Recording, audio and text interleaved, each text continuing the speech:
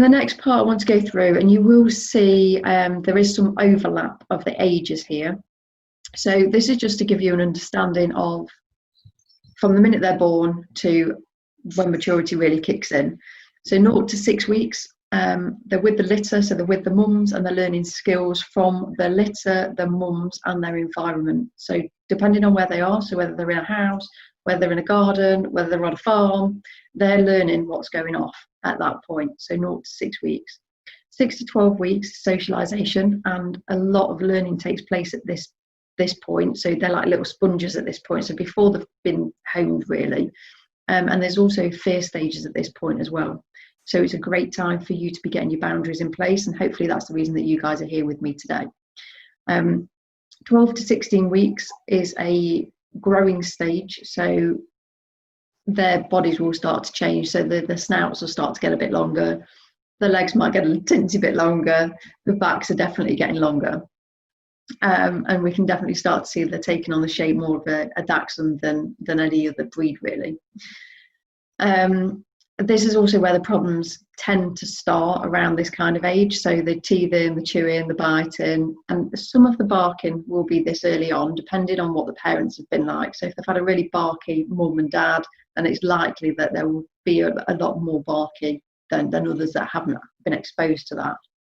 So then we look at 4 to 8 months. So this is the point where our dogs start getting independent.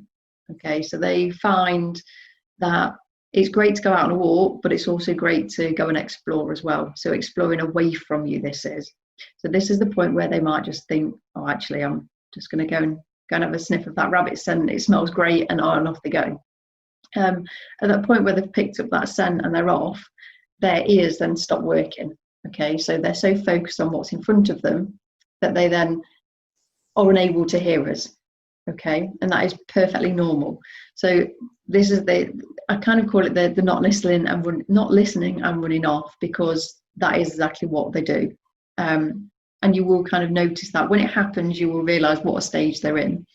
5 to 18 months, adolescence and hormones kick in. Okay, so they get a dump in their body of hormones, and they're getting ready for reproduction. So in the males, they will have a kick of testosterone that drops into them, and in the females, they will get estrogen.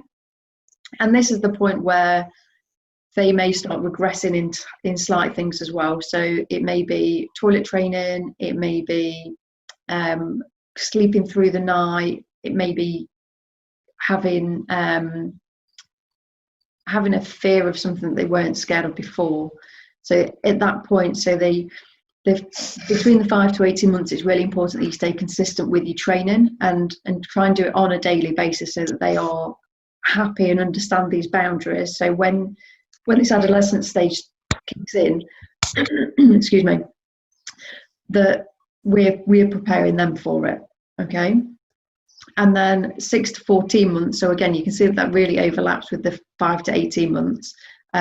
This is a fear stage as well. So it's called a second fear stage, and it's the same as the first one. And this is the part where they start getting scared of stuff that they weren't scared of before. So it may be things like cyclists, it might be things like the traffic, it might be the front door, it might be the back door, it could be anything, but it's about what scares them, not what we think scares them.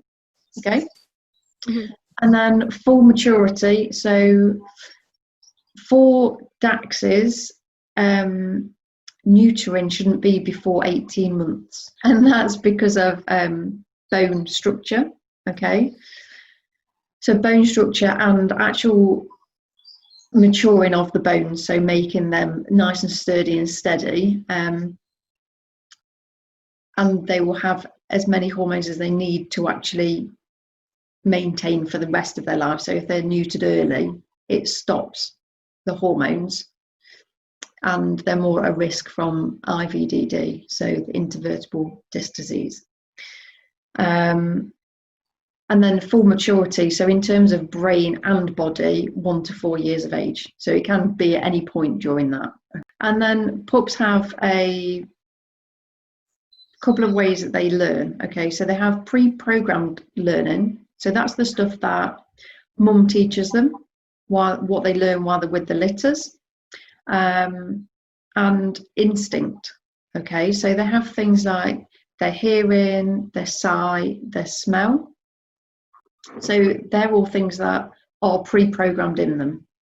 They're pre-programmed to use their nose. They're pre-programmed to find out the nice warm spots, to keep them warm. They're programmed to find food. They're programmed to move out of the nested area to go to the toilet. Okay, and mum will teach them all of those skills. We then have learned behaviour. So the things that they learn to do and get a response from, whether it's positive or negative. Okay. And then we have something that's quite interesting called single event learning. Now, I do personally find this quite fascinating, but I'm not going to spend ages talking about it. So single event learning is where something happens once and your puppy remembers it. Okay, so they don't have to be a puppy, they can be an adult.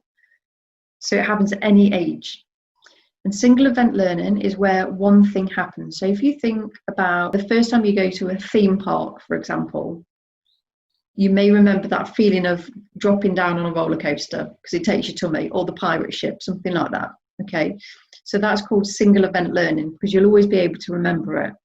No matter how long ago it was, you will always have the same thoughts, the same feelings about it.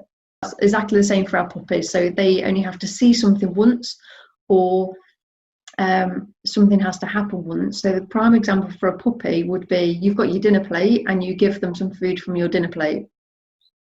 They learn that something good happens when they jump up and try and get something off that dinner plate, and they will stick to your hip every time you have something to eat after that point.